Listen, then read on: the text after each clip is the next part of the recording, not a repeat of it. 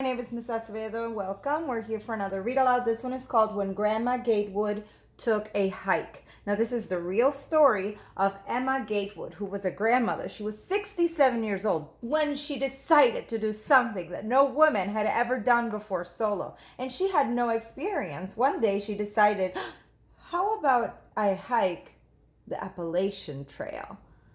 What? She wanted to go on this adventure that no woman had ever done before. Let's read and find out what happens. A shout out to Elowen for introducing me to this amazing story. The author of this book is Michelle Houts. So let's find out what happens to Grandma Gatewood.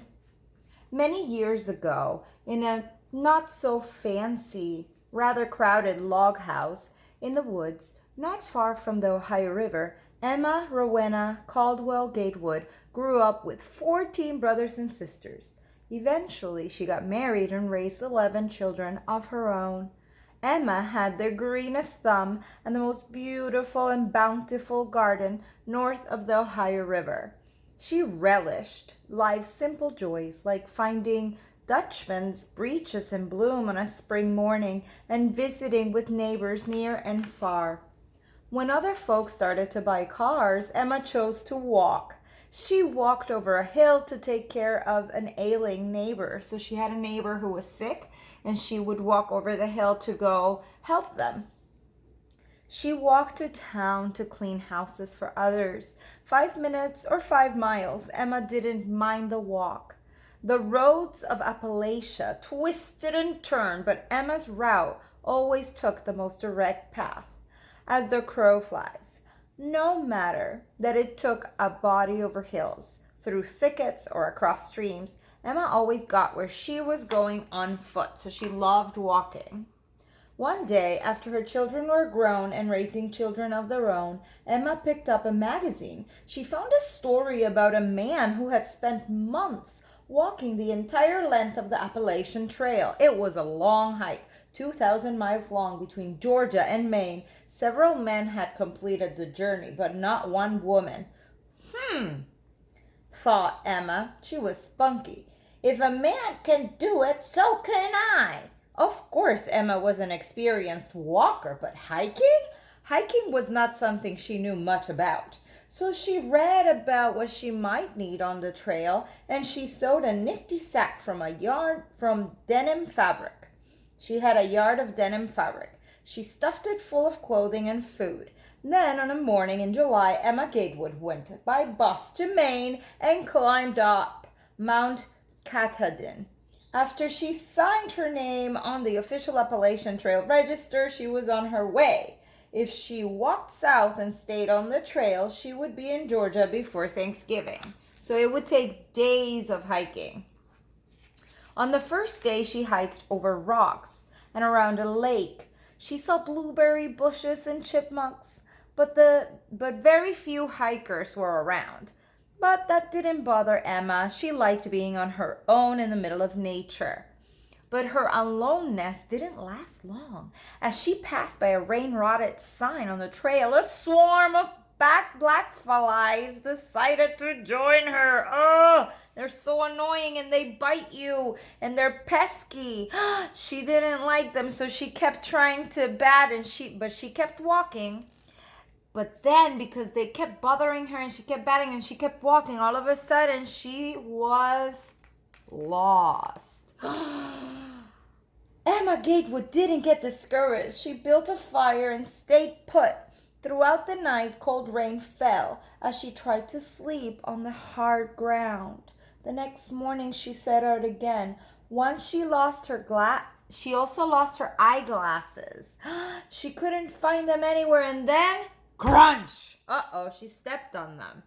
Without her glasses, Emma was doomed. She tried to fix them with a Band-Aid, but that didn't work out so well. Overhead, she could hear some airplanes buzzing on the treetops. They flew long and slow. So she could see that there were airplanes and some of them were coming lower and they were going slow. Why were there airplanes there? What in the world could they be looking for? Emma wondered. Then it hit her like an acorn falling from an oak tree. They were searching for her. The search planes couldn't see the tiny old lady lost in the brush, so she decided to hike back the way she had come. When she rounded a bend and ran smack dab into the search party, everyone was surprised. A park ranger took one look at Emma Gatewood with her fly bites all over her and her broken glasses, and he shook his head. "Go home, Grandma," he told her. He was the first person besides her own grandchildren to call Emma Rowena Caldwell Gatewood Grandma, but he surely wouldn't be the last. Just like that, Grandma Gatewood's dream of hiking the Appalachian Trail had ended. Back to Ohio she went. As summer turned to fall, Grandma Gatewood continued to do all the things that she loved. She visited family in California. She went back to her home in Ohio, and she taught her grandchildren to recognize the calls of birds in the meadows. On walks in the woods, she pointed out tiny bluets that grew in the cool shade and lingered well into July. So she would teach them about plants and animals. When her late summer garden was overflowing, Grandma took to canning. She put jellies and jams, pickles and wax beans. Her cupboards were bursting with all of the fruit of her hard work. And when fall turned to winter, Grandma cared for people who were ill. She quilted and sewed and scribbled down poems as they popped into her head. But all through the seasons, the Appalachian Trail, she kept thinking about that trail.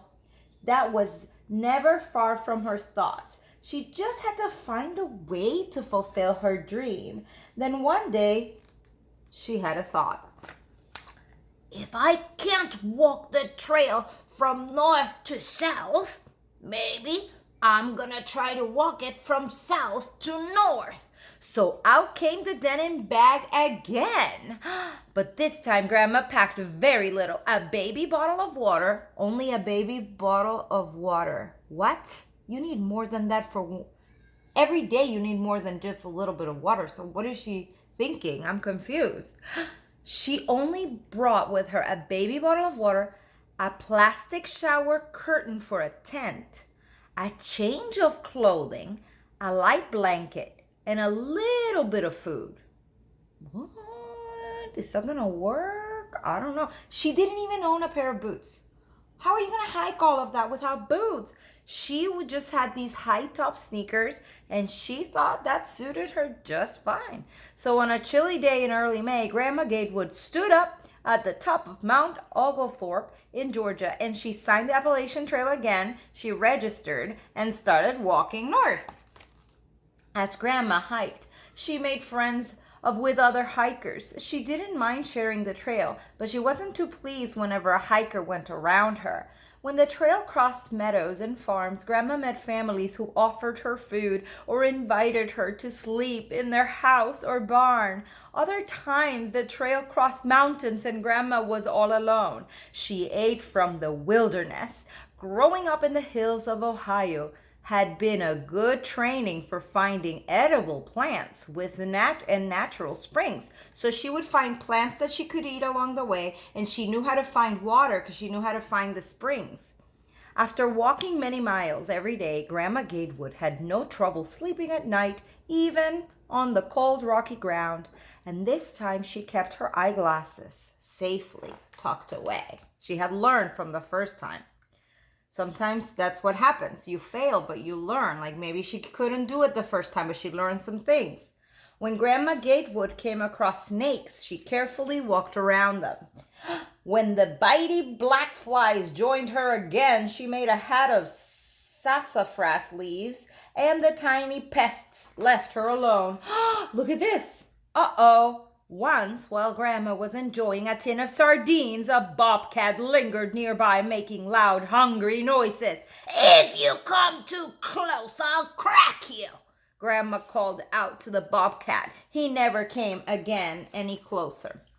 Pretty soon, Grandma's journey became the talk of the nation. Magazines and newspaper reporters told her story as she hiked.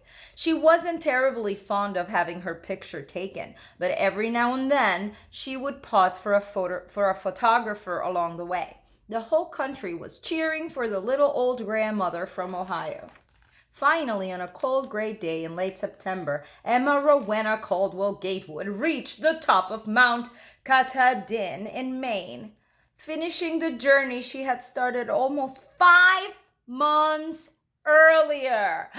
When she set her backpack down, she broke into song. Her joyous strains of America the Beautiful echoed down the mountain and along the trail, announcing the arrival of the most loved hiker in America. Her words of accomplishment offered inspiration to all who would follow her example. I did it! I said I would do it, and I have done it. And this is the real picture of her. This is Emma Gatewood with Anne and Elizabeth Bell at Sugarloaf Mountain in Maine in 1955. What does this story of this amazing woman teach all of us? I mean, it inspires me to do things that sometimes I'm a little afraid of or I think I can't do. I hope you enjoyed it. Have a great day. Bye.